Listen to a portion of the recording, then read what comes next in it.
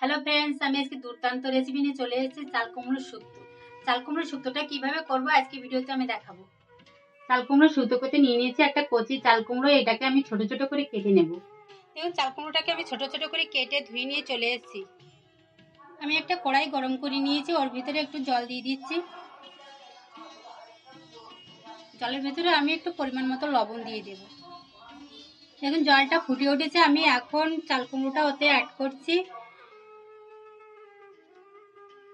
এখন আমি ঢাকা দিয়ে এটা বয়েল করে নেব।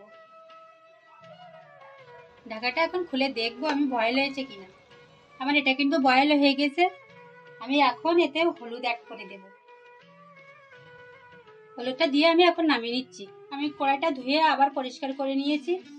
পরিষ্কার করে নিয়ে গরম করে নিয়েছি। এখানে আমি তেল অ্যাড করছি। এখন আমি সর্ষে ফোড়ন দেবো, লেবু পাতা ফোড়ন দেবো। ফোড়নের মধ্যে আমি চিংড়ি মাছগুলো দিয়ে দেবো। চিংড়ি মাছ ফ্রাই করার সময় আমি একটু হলুদ দিয়ে দিলাম, তাহলে চিংড়ি মাছগুলোর কালার আসবে।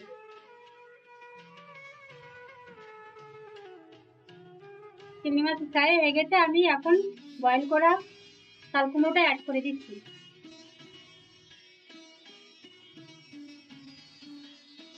এটা কিন্তু হাই ফ্লেমে রেখে আমি ঝোলটাকে ভালো করে টানিয়ে নেব।